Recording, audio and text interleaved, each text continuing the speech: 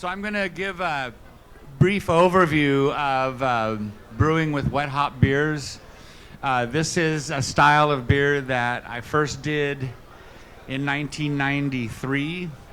I was the first brewer in the United States to ever try doing this, so it was kind of an original thing, but it was not my idea. I met a gentleman in 1992 named Gerard Lemons, and he was from the UK and was selling hops, and so he came to pay me a visit, and he asked me the question if I had ever considered brewing with green hops. And I really did not understand the intent of his question, because I was brewing with 100% whole cone hops and they were green, and that was about as far as my mind would go with it. And he said, no, unkilned hops, fresh picked hops from the field. And he said that if I did that, I would achieve hop aroma in my beer that I never thought would really be possible. And some of the small breweries in the UK were doing this for specific hop festival beers. So I thought, well, you know, I'll give it a try. And it was a very intriguing idea to me. But having never been done, there were a lot of things that we had to overcome. Number one, with shipping logistics. So if you're familiar with hops, immediately when they're picked from the field, they're delivered to a kiln and they're dried so that they become more stable, and they can go into whatever downstream process they're going to be, either pelletized, which most people use, or extracted for whatever purpose. Hops in their wet form, with the moisture combined with the oils that are in the hops, generate a huge amount of heat. And so that's why they want to dry them right away, because they will basically mulch. They'll compost if they're left wet, and they turn brown. And if there's too much moisture in a bale of hops, for instance, even at 29 degrees Fahrenheit, so sub-freezing storage, they'll ignite. They'll generate enough heat that they will combust. So the first thing I had to figure out is, well, how am I going to get the hops to the brewery? So I was working with one of my supply companies, and we decided that we would put the hops in boxes, poke holes in the side, and then we would ship them red label overnight UPS. So overnight shipping to get them to the brewery before. Please keep the microphone closer. Closer? Yeah, okay, sorry. In order to get them there overnight before they would start to degrade. And so I worked with a shipping company, and we got them delivered in boxes. And my first batch of this beer was 70 barrels, so about 100 hectoliters. Very small, but we figured we would give it a try the first year, and the beer turned out phenomenal. So I had overcome the first issue with a bit of the shipping logistic, and then we had to make a decision of what hops to use. Since I had only one day to brew, I was looking for some hop varieties that had a very close picking window. So I decided to use two U.S. aroma hop varieties, Cascade and Centennial, because they're basically picked consecutively during the harvest season. So I was able to get the tail end of one harvest and then the beginning of the next. Over the years of brewing this beer, I actually started changing that, and I would actually get two separate shipments, one of Cascade and one of Centennial, so that I could get the best possible hops during the picking window. And then I would actually make two separate beers. I would do one 100% Cascade and one 100% Centennial. And then I would taste those, and then I would work a blend and make the beer that I had wanted to. So the program developed from 70 barrels in 1993, and then by 10 years later, we were doing approximately 3,000 barrels of this beer. So at a hopping rate of 8 or 9 pounds per barrel, you're looking at considerable amount of hop product. So I had to change my logistics once again, and I started having the hops delivered via refrigerated truck in fruit picking bins. So they would come, and in a few moments here, I'll show you some photos of that. During the course of the brewing, there were a lot of challenges. You know, the hops would dry out in the hop freezer, so you'd have to redo your formulation to compensate for the loss in water weight. So I would start out with maybe 7 or 8 pounds of hops per barrel of beer. By the time I was done on some of these large productions, I would be using more in the range of 8 or 9 or 9 to 10 pounds of hops per barrel to get the same amount of oil involved. So let's see if we got some photos here.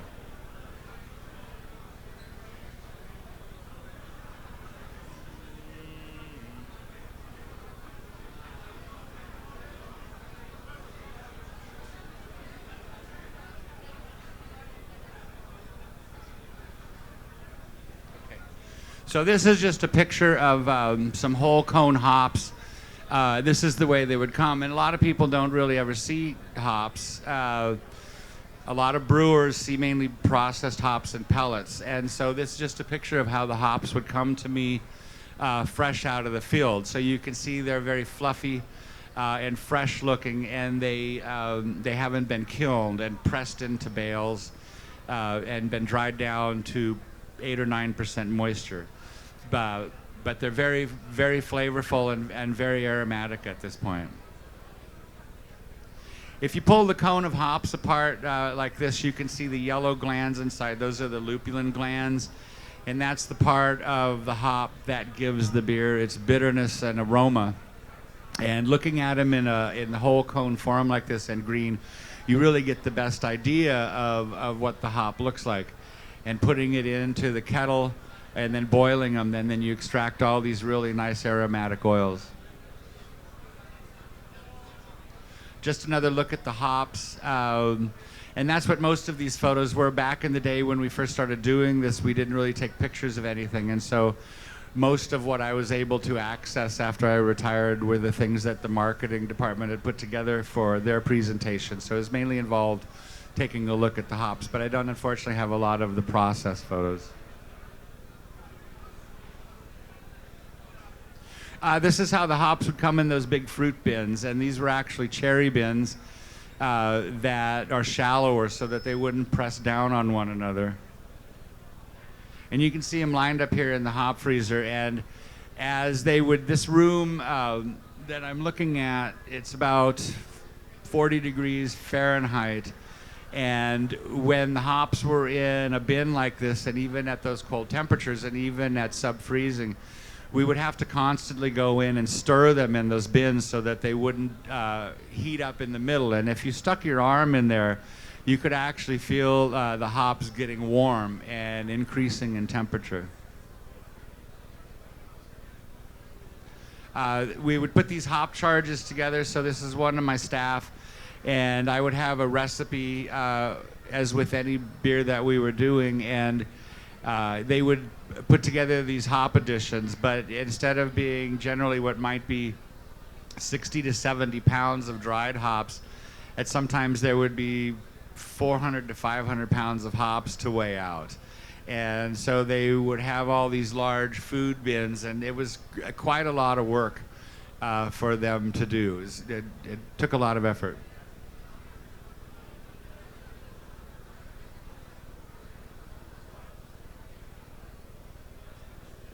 I was going to go back to that one. Those are all the photos that I had. You know, for anybody that's interested in brewing a wet hop beer, there are a lot of different things that you can consider. When I first came up with doing it, we decided that we were going to brew with 100% wet hops, and that's just really not necessary to achieve the flavor and aroma in the beer if you want to try and do one. Number one, it's markedly expensive, and the logistics are very difficult. So one of the things that you can do to make things go a little easier is just use your wet hops if you can acquire them for the final aroma additions. So you can use whatever hop product you're normally using in your brewing process to get your baseline bitterness. And then at the very end of your boil, add the wet hops and steep those in. Maybe boil them in a little bit, but mainly steep them in, let them soak, and extract the oils that way. And you'll basically get a very comparable beer for a lot less money and effort. Another thing that you can do, and which I did, is you can dry hop with wet hops. So if you have a beer that you normally do in production, and you have the ability to dry hop a beer with whole cone hops, which a lot of breweries don't have, you can do a dry hopping process with the wet hops and get some very, very favorable aromatics and flavors that way. And in order to do that, it entails having two different fermenters.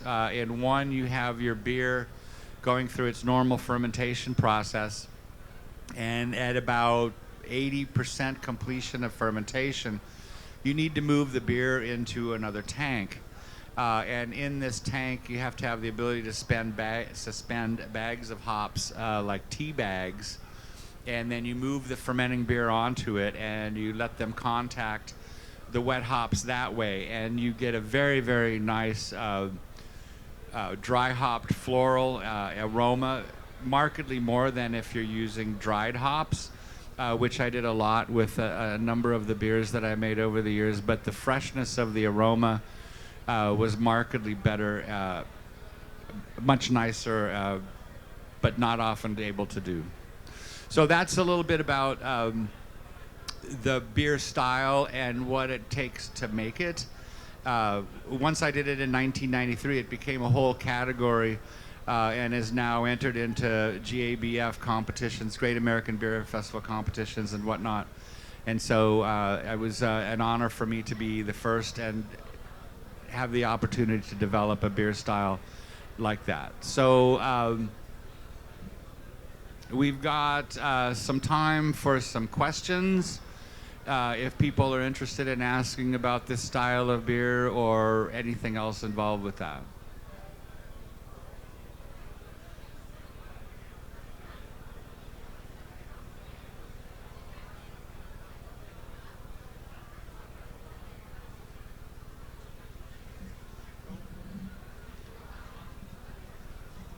Yeah, thanks, Steve. A question for you, and that is, typically dry hopping is along the tea bag lines that you said, but with not green hops, with dried hops.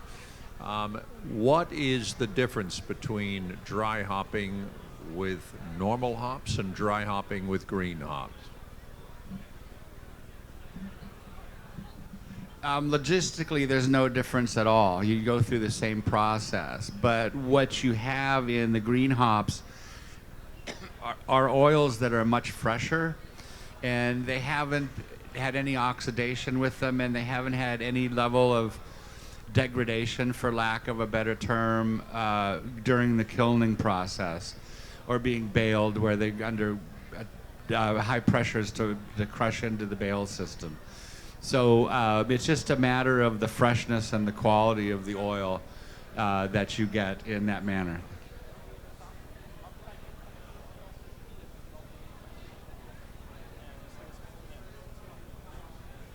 Tu mamy pytanie, widzę kolejne. Are you thinking to brew some like New England style? I'm retired, so I'm not thinking to brew anything whatsoever. But okay,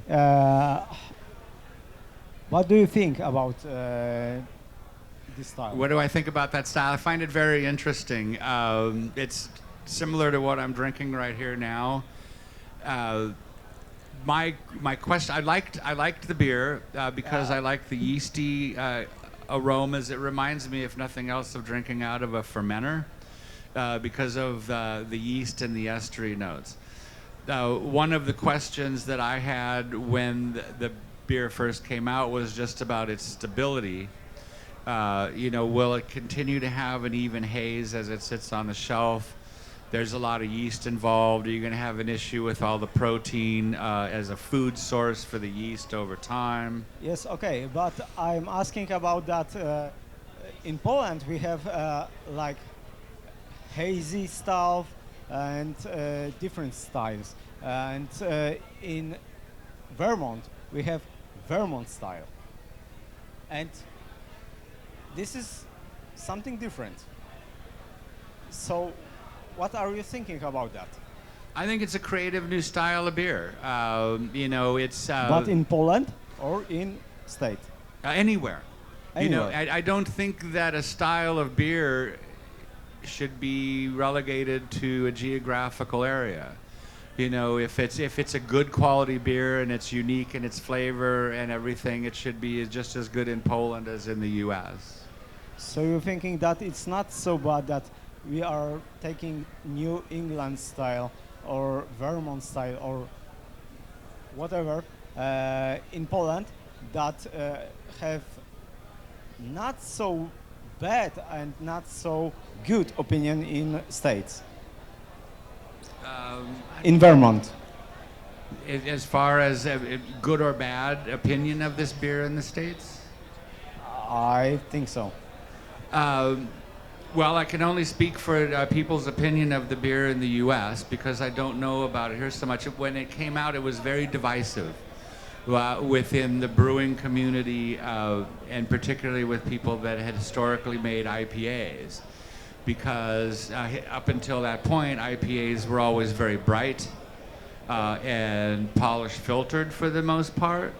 And then all of a sudden, somebody comes up with a beer like this, and people like to label. Okay, so you can label it as you don't like the appearance or you don't like the flavor or whatever. I don't necessarily do that. So if I like the beer, I'm going to drink the beer. So it's not a matter of good or bad. I don't know if I'm answering your question. Maybe I don't understand the intent. That's okay for me.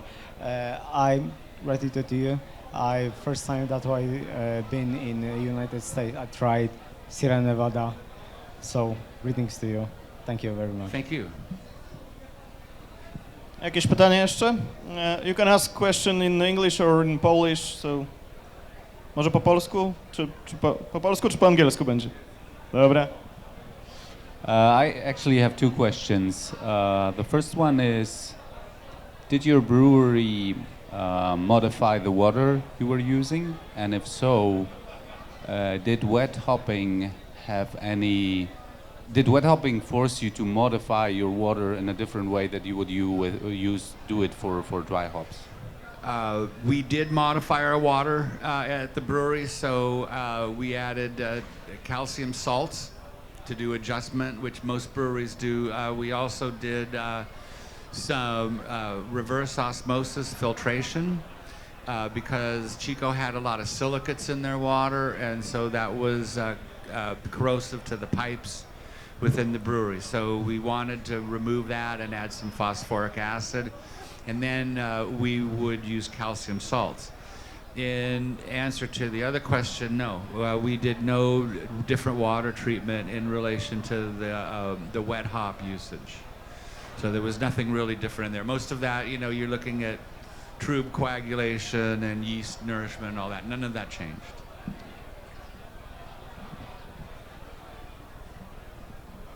Śmiało, śmiało. Kto następny ma jakieś pytanie? Mamy jeszcze trochę czasu, także proszę się nie krępować.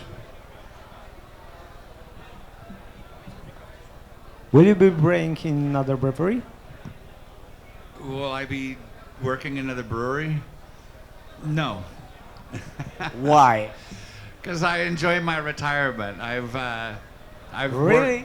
Yes, I really enjoy my retirement. I started working. I was either working or going to school or doing both, starting at the age of 13. Excuse And me. so, Sorry, you're not so old. You was, and I think you will make some good beers. So why not? It was a perfect timing for me, and I had some other things that I wanted to do some traveling with my wife and enjoy some other areas. I still really enjoy the brewing industry. I enjoy beer. I really enjoy the people involved. After 3.5 decades, most of my friends are in that industry. But are you making some events in the States? Yes, and so I do events. I do a little bit of consulting. I do some beer judging, and I do some speaking, and that allows me to stay relevant within the industry without having to go to work every day. That's great, bro. Really great. Proszę Państwa, śmiało, można zapytać po polsku o coś, ja przetłumaczę. Przekręcę tylko połowę słów, także nie ma się czego obawiać.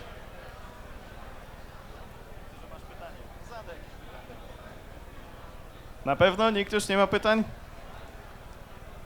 Tu ktoś biegnie, ale niestety nie z pytaniem. No moi drodzy, bo to ostatni moment. Jak nie dzisiaj, to dopiero jutro. So once again, what will you do in the future? It's entertainment, definitely. I'm sorry, I didn't get that. Are you not making anything else with brewery at all? No. Nothing else? No. Entertainment. Retirement. Josh. Yeah, Steve already said that he enjoys his retirement, so... Okay, Steve, thank you. If you don't have any more questions, thank you very much. And see you tomorrow on stage, of course.